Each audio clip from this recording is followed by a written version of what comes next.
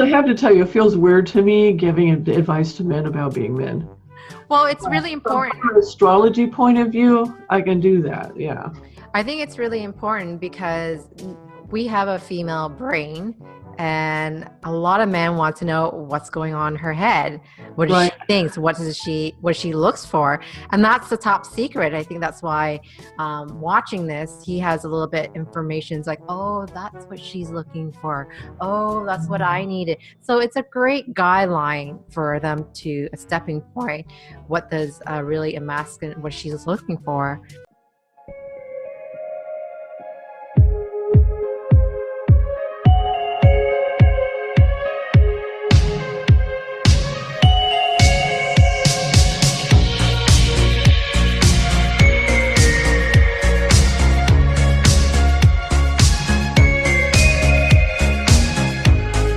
Because the sun is the soul anyway. It really represents what we're here to do.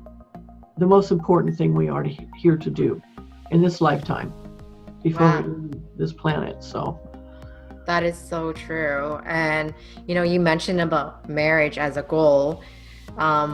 Is always the sun necessarily needs to be in a monogamous relationship? Does he need to be? Well, Yeah. it depends on what he wants to create. Men are not naturally monogamous.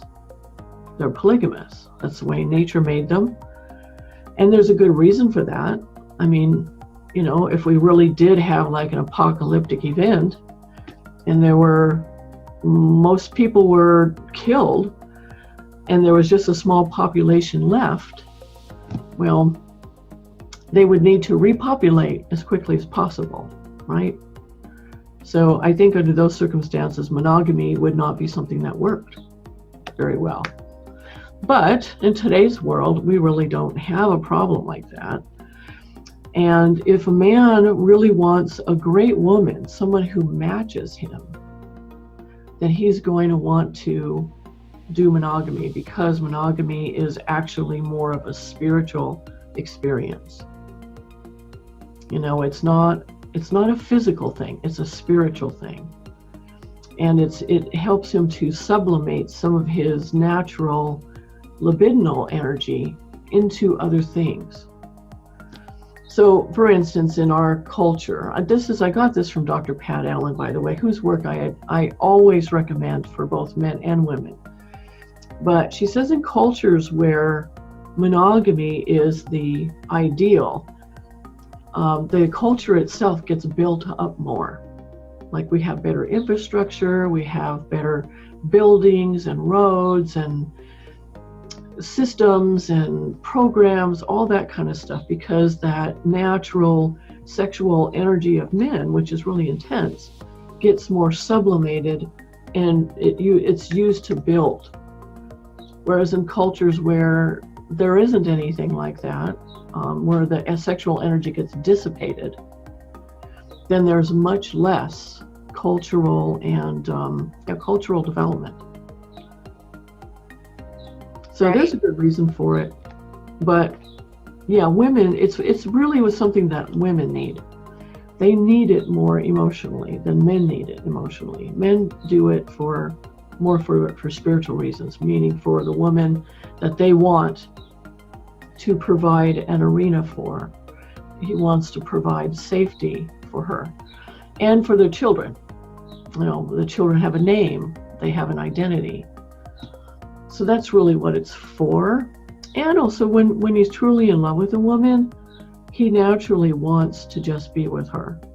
He wants that relationship to develop and see where it can go. And he wants to build something with her. Yeah, you mentioned that earlier. When a man does get married, he go and get married, she kind of create a purpose for him. Yeah. And that's his kingdom. That's true. We all have a masculine side, and one of the best ways to see that is, like, if you have children or if you're in a relationship, it's so much more pleasurable to cook when you're cooking for more than just yourself. Like, I really enjoy cooking for my husband. Even though I'm going to enjoy what I make too, if it's just myself, I tend to make something much more simple, right? And if he's by himself, he'll eat right out of cans. You know, that's typical of men. But when the woman is there, there's just a joy in doing things for other people. So for men, it's the same. You know, there's a joy in building a career and making money to support his family. He does it for you. He does it for his children. It's his offering, you know. It really feels good to him to do that. That is so beautiful. It's so true when you see that, and when a man steps up the plate, when it comes, his family comes first, really. Yeah. And, you know, he takes any job that just put food on the table and things like that, and makes sacrifice as well. So that's another thing that he does. Right. So, you know, it's, instead of playing golf, he would be making goal. Maybe the kids need to go to Disneyland. Right? Yeah, yeah. And, you know, it is important that he does have time for himself and that he does do things for himself too, because he has to recharge his own batteries as well. But generally speaking, men they derive a lot of purpose when they have other people that they're doing for. Right. And you were mentioning earlier about him recharging, so that's including it's okay to have a man cave. Yeah, they need it physiologically. Absolutely, they do. Right. So that means shutting off everything around the world. It could be sitting in front of TV and meditating in front of TV for a couple hours, and so that keeps the energy going, right? Yeah, you know how helpful that was for me to find that out. By the way, I got that from Allison Armstrong. She's awesome, by the way. Men love her because she truly gets men, but she truly gets women too. And so when I found out, so when my husband when he seems like he's just being lazy, he's really building his testosterone, which is something I need, right? I need his testosterone. I like his testosterone. So while we're sitting there watching something, like he's just watching it, like he's watching the flame flicker is what I think of it as, the firelight. I'm usually doing something, right? I'm watching it too, but I might read a magazine or sorting through stuff, or, you know, I'm usually, cooking, not cooking, but preparing something to be cooked. I like to be doing something at the same time. And that's what women do, right, to build their estrogen. So that was really a good thing for me to know, because I remember times thinking, man, he really doesn't want to, he doesn't do enough. I want him to do more. Because I was seeing that the wrong way. I was seeing it as a lack of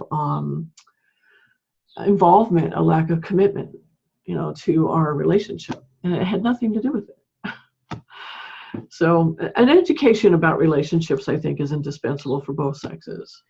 And there are some people out there doing some really good work.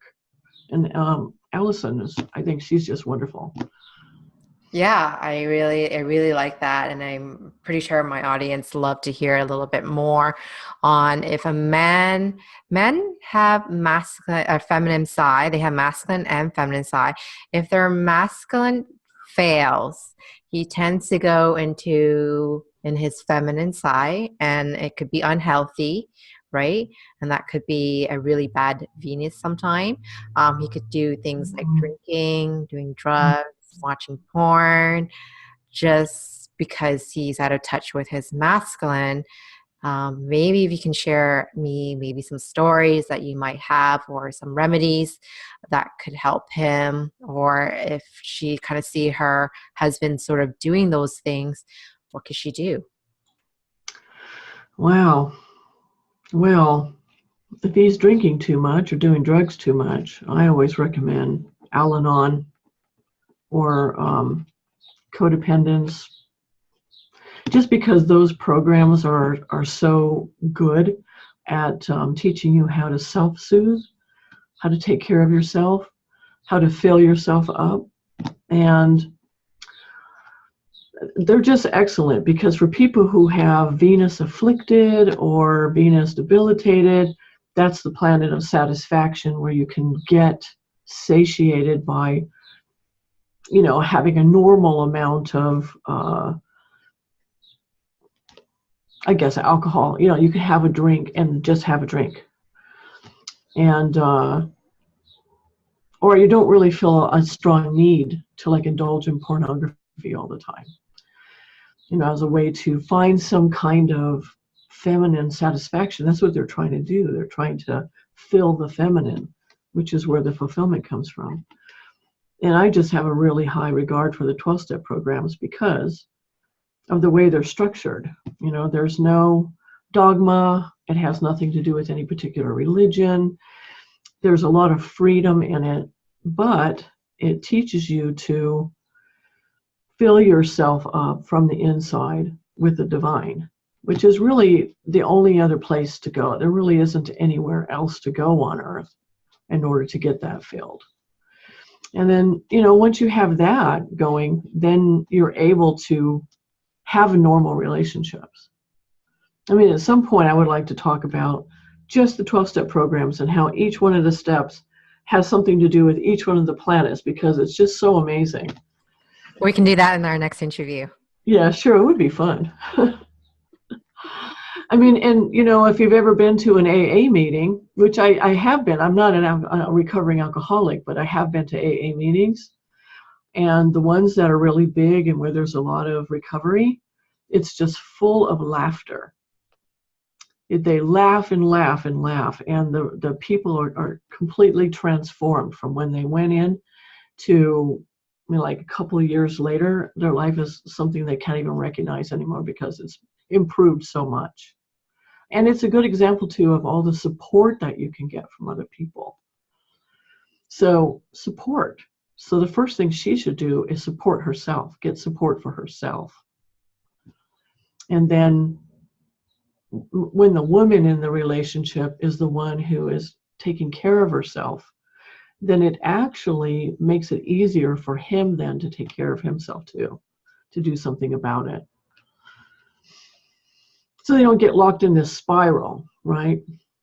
And where he's going down, and then so she starts going down too, and then he sees she's going down, so he takes himself down. It's terrible. So somebody has to break it. And the woman is usually the one who does. She's usually the one who'll go to Al-Anon or something like that first, if she knows it exists. And then, if she does everything she can for herself, and he still is not willing to do whatever it takes in order for him to, live life in a healthier way and figure out how to get those needs met for himself, well, then she'll usually leave.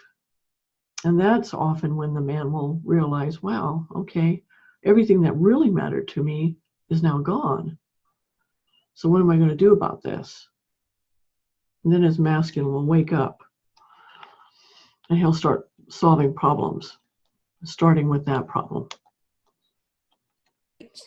So when you were mentioning earlier about when his masculine is down, his feminine needs to take over and he's sort of sabotaging his own life. And is it necessary a woman should be taking over the masculine part? It's better she doesn't. No. Why is that? Because if she's taking over, then his masculine doesn't have the opportunity to wake up and take care of things. In fact, it's better for her to just let things fall to pieces and go to hell. Seriously. The bills don't get paid. The trash doesn't get taken out. Whatever. She do only what she has to do to make herself comfortable. And if she needs to leave because, well, there's no electricity, then that's what she'll have to do. I know it sounds rather drastic, but that's really what works. It's not when she, her masculine takes over and takes care of everything, then that just keeps him where he is. I think that's so important out there for many women out there. They want to go back and be the rescue, the hero. And that kind of sabotages the relationship. He doesn't learn from it because you saved him. And that's not necessarily healthy in the long run for you or him. And ironically, it really doesn't even save him. It just helps him to deteriorate faster Right. because the addiction has taken over and he's gone. Yeah. This thing has taken over. And, she, without realizing it, she's allowing it to get stronger. Yeah. And, I just want to move on to a lighter topic Yeah. about what does a woman look for in a man? Is it really the sun, the Mars, the Jupiter, or is it Saturn, the steadfastness, or what does that look like? Why would he marry someone with a nice, is a strong Saturn matter or a strong Jupiter matter? Like, what does she look for? Well, Maybe you can go through all the planets. I was going to say that's kind of that's a tough one because everybody has their own um, spouse producer planet, and that's pretty individual to each person. So you're going to, in general, you look for Jupiter, but you also look for the sun, and you want somebody who can solve problems. So that's Mars, right? You want somebody who can be fun. That's Mercury. You want somebody who can be sensitive and share their feelings with you when they're comfortable with you. That's the moon. So of course all the planets matter, but generally speaking, a feminine energy woman is looking for a masculine energy man. She needs her complement.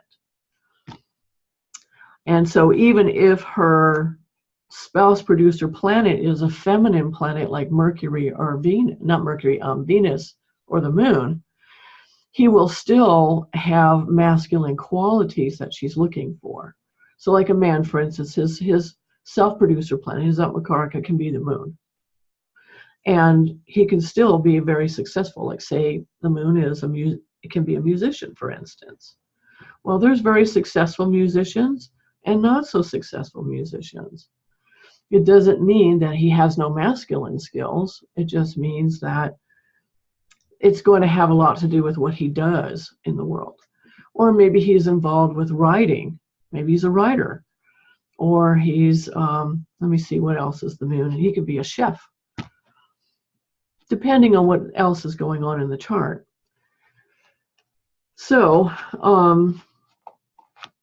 so a woman will look for somebody who has those softer, more feminine qualities, but still be able to have a job and hold a job and make money, because everybody has to make money. And if she's at childbearing age, it does make her feel better to know that her husband can support her and her child if she, when it comes time for her, because she's in a very vulnerable position when she has a young child, like a baby. I mean, a lot of women go back to work after 6 weeks, and then they suffer, right? They suffer. They hate it, usually. But there are some women who, what they're here to do is work. That's their main dharma, and that's a different story. But most women, they feel very like, well, I was lucky. My first husband, I was able to stay home with my daughter when she was little. I considered that to be a real privilege. And it was something I was very grateful for, that he was willing to do that. And for him, it was what he wanted too. So, but it didn't last forever. I went back to work when she was about 9. And then after that point, I enjoyed my work and I wanted to do that too. But I got to be there when she was little. And even if a woman doesn't consciously know that that's what she's looking for, biologically, that's what she's looking for. That's very true, because I think it's more important for a woman to kind of be, her kingdom is the home, right? Yeah. And wants to make things beautiful, all the Venus thing, nice meals and comfort and just beautify the home, right? When when you want to come home, I think a man wants that, because when you want to come home, you don't want to come home looking like an institute. Right. Yeah, no, Venus is the planet of rejuvenation. It's the planet that restores us. So And that, definitely man wants to come home to a Venus arena. Yeah. right. And that's really important for a man, because, you have no pictures on the wall, you know, dirty clothes all over the place. It looks like a bachelor pad. And it's he's probably already living that lifestyle. He's like, I don't want to go back to that. Like, I got a woman here who can beautify the home and make things comfort and make things more beautiful. Exactly. And keep herself as beautiful as possible too. Right, and taking care of herself as well. And I think that's such an important factor in a relationship. So I love to talk about this. It's one of my favorite thing. There is considered to be an alpha type out there. I call it the Rahu Sun Man. Yeah. And why are women so attracted to these men? Because sometimes they mistake that kind of thing for real strength. And from a biological point of view, they want a man who can protect them. They want to feel protected. And so he has all the outward appearances of a man who can stand up for her and protect her and take care of her and that kind of thing. So oftentimes, I mean, it depends on the man. Just because he has Rahu with the sun doesn't mean he's a jerk. But there are some men who they're overcompensating, because any planet that's with Rahu is a planet that's being developed. So he's developing his sun side. So that means sometimes exaggerating it. And if you notice with any kind of revolution, it almost always goes to an extreme first before it gets to the middle where it's stable. So that's what's happening with a Sun Rahu man. He just kind of exaggerates all that because he doesn't want all of his self-doubts really to show. Though, of course, a woman who gets close to him, she'll realize what's going on. And if she's kind, she won't try to humiliate him for that.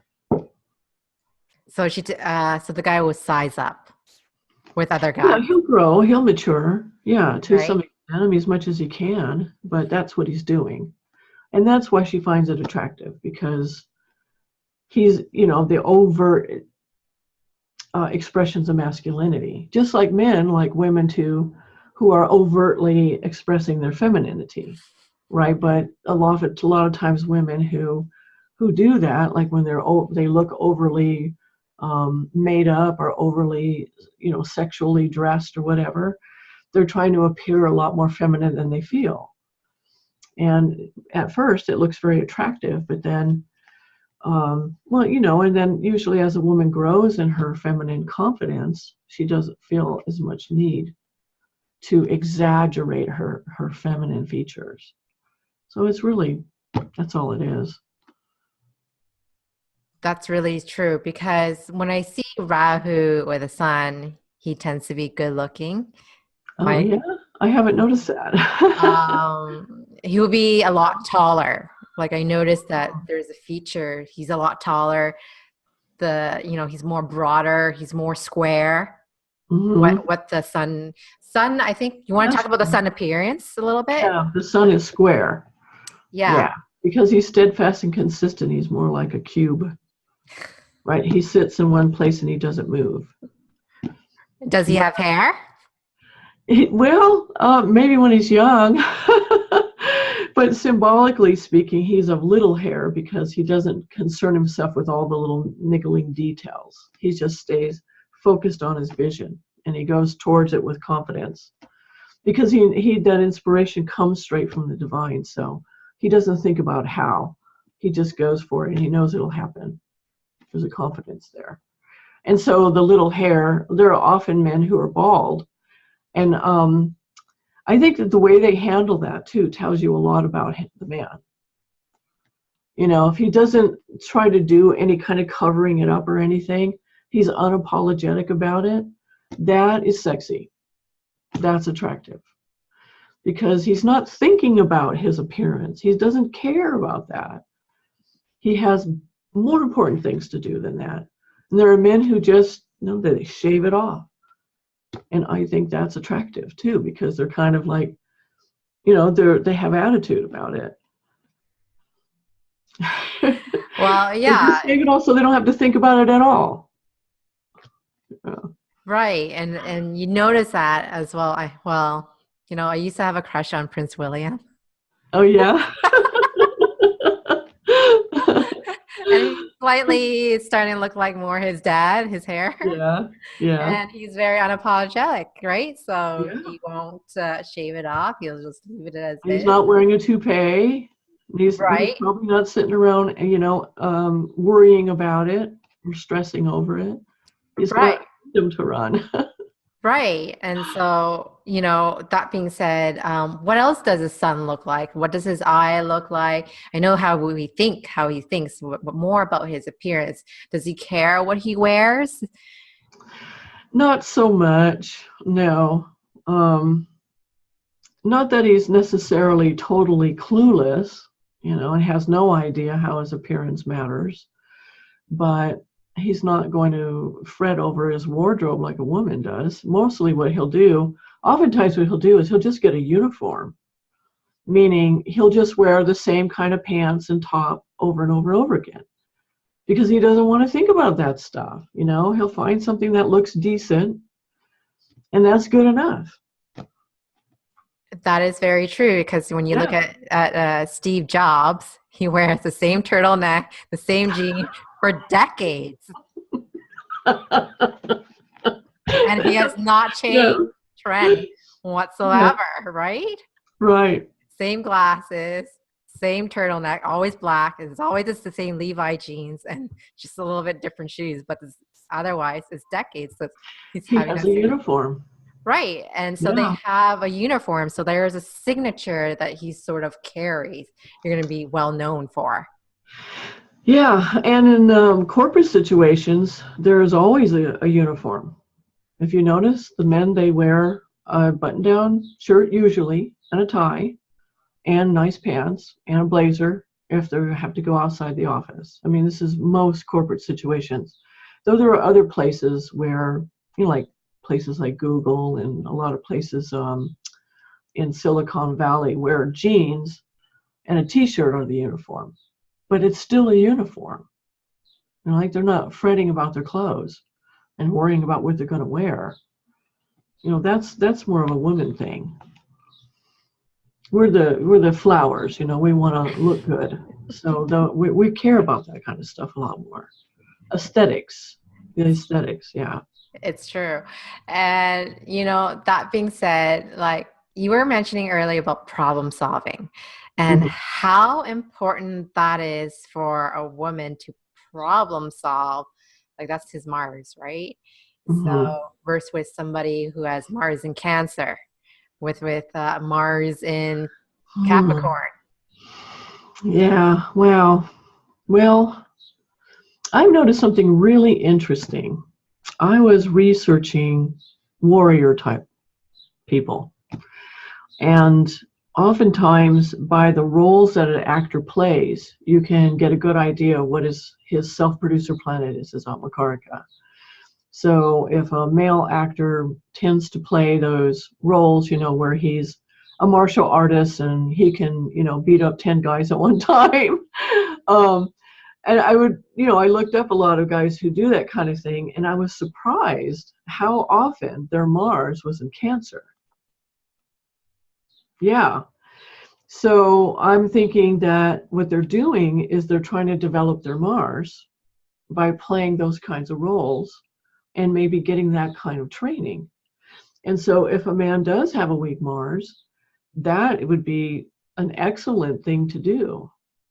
Again, just join a dojo, become a martial artist, or get involved in a sport, or have a fitness coach, somebody who will push you to develop your Mars.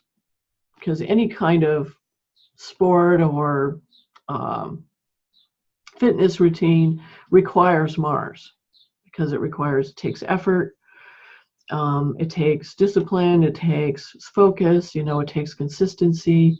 And if you can't do it on your own, well, then you just get support for it. But for men who have Mars and Cancer, they do actually need to rest a bit longer before they do the next bout, or whatever that is. Because they're, physically speaking, the muscles really do need more time to repair themselves. So don't let anybody push you too far, tell you that you're lazy or anything like that. It's a physical thing that you need to work around. But you can totally, become just as developed in any kind of sport or fitness that any other man can. It'll just take you a little longer, and you might need more support to do it. But every problem is solvable in some way. I love your study, because I did a little bit of study as well, and because I have an exalted Mars. Oh, you do? Oh. Right. So I noticed that a lot of athletes have a debilitated Mars, and they have an exalted Venus to help them rest and recuperate. Yes, that's right. And so the Mars is debilitated. It would help them to get back out there. They say, if I only did this, then I will win the race. But a healthy Mars, like myself, will be like, oh, that was fun. Let's do it again. Yeah. But a debilitated Mars is like, let's kick 10 more people out there, and then I'll feel satisfied. Maybe I didn't have the right weapon. Maybe I didn't do this right. But I think what I learned is for an athlete, a debilitated Mars is very helpful to get them through that door, because that gets them really focusing on training over and over again. But I think a healthy Mars, they just want to have fun. Yeah, that's true. Yeah. Mars is logic too. And so, if your Mars is not very strong, and you find that maybe you're not being logical when you need to be logical, that can be also learned. There are actually books on that, like how to be more logical. Seriously, how to use logic to make decisions or to win debates, that kind of thing. There's knowledge available. Right. And I also noticed that someone who has a sleepy Mars, I noticed that they will be kicking and screaming because they can't solve the problem at the moment. You mean they get frustrated more easily? Yeah. They might get frustrated more easily. Yeah, or Mars-Saturn combinations. Those are tough too. Yeah. So what does Mars-Saturn looks like? I can give you a short definition, but I want to hear your side. Well, it's just real simplified, but basically Mars is go and Saturn is no. Yeah. So it's a frustration thing. Right.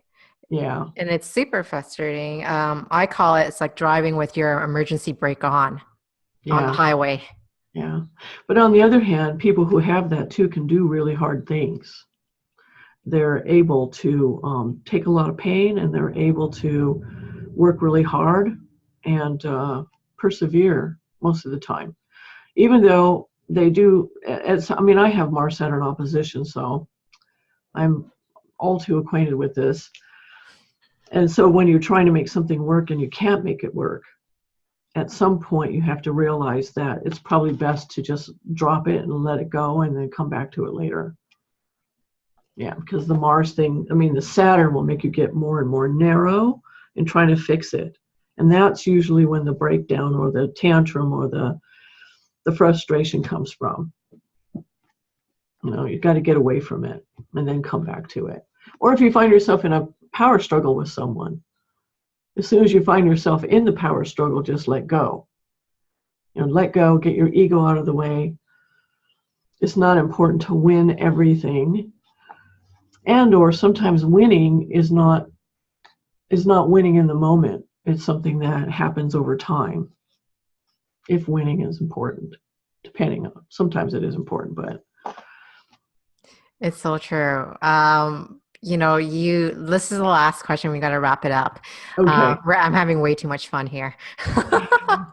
It does, I Um, have to tell you, it feels weird to me giving advice to men about being men. well, it's really From important. an astrology point of view, I can do that. Yeah. I think it's really important because we have a female brain, and a lot of men want to know what's going on in her head. What does Right. she thinks? What she looks for? And that's the top secret. I think that's why watching this, he has a little bit information. It's like, oh, that's what she's looking for. Oh, that's what I needed. So it's a great guideline for them to a stepping point. What does really a masculine, what she's looking for, how she should behave, and that's all the psychology stuff and the hierarchy in general, how we want to be presented, how we want to be treated as well. Because I hear so many times women out there, especially, they're saying things like, "There's no masculine men out there." Oh, that's not true. All men Right? are masculine. There's just a lot of forces that are confusing. There's a lot of confusing modern forces, seriously. And the sexes are quite confused about each other and about themselves. But luckily, there are people out there who are working on this and communicating it. People like Dr. Pat Allen and Alison Armstrong, and who are using brain research and explaining what that means in everyday situations, so that we can figure out what it is that how the opposite sex really does work. How their brains work, what they're thinking, what they're really doing. And it's very, very helpful. It's very helpful. And the men who have been trained out of a lot of their masculinity can very easily revert back to it, because nature is supporting it. It's who they are. It's what they are. They've just learned how to overly control it because of, well, a lot of social reasons, mostly social reasons, and or upbringing. Perhaps there are a lot of things that can happen to a man when he's growing up that hampers his development. But once he's an adult, he can decide that he's going to do something about it. And then once he makes that decision, what he needs starts coming towards him. It just, he notices what he needs when he needs it. Therapy is good.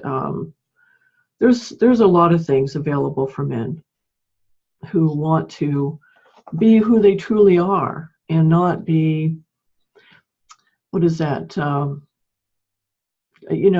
trained out of their masculinity through political correctness. They can still behave in required ways, like, in corporate situations or workplaces. It's true, they can't flirt with a woman as like they were able to do at one time. It's probably better not to go out with people you work with anyway. But, some people have found their spouses at work, because that's where they spend most of their time. It's like, where else are they going to meet anybody, right? And yeah, so there's just a lot of confusion and self-doubt. But once that is taken away, then the natural masculinity just naturally reasserts itself, because it's assertive by nature. It's That's awesome. needed by nature. That's true. Women need it. I think this is so helpful, Karen. I want to thank you so much for coming on. If somebody wants a reading, where can they find you? And if you have any program that could help some masculine men, if you make any recommendation. I think you were mentioning a few of them on when we were doing the interview here as well. So Karen, where can people find you? I know you're writing lots of blogs on finding about what's in the inner brain of female, and I think a lot of men can go and read that as well. I think that there's just really wonderful stuff there. Oh, thank you. Well, my website is divinetimeastrology.com. And if you want to reach me directly, you can just email me, Karen@divinetimeastrology.com. And I don't have a program specifically for men for their developing or reasserting their masculine side. But I do have a general whole life reading, I call it right now. It's on sale. Not really on sale. There's a temporary discount on it. And we just cover career and relationship and health and spiritual path, whatever it is you need. And then I have another two-parter that's all about purpose and career. And that's for men or women. And then I have one just for love. It's called Ready for Love.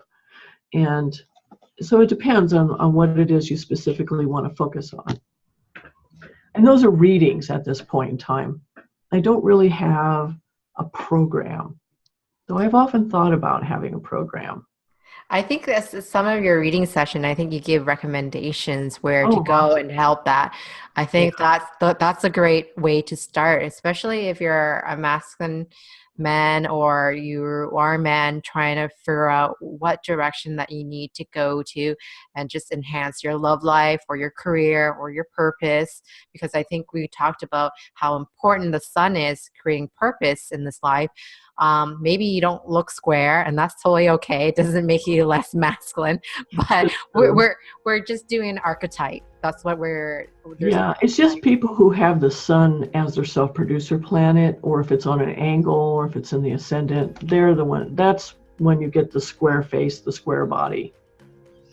right. And that's why it's considered to be a really hyper masculine kind of look. It's because the sun is creating it. Yes. But, yeah. And I can totally relate to this because my husband planet is apparently the sun, so they all look square.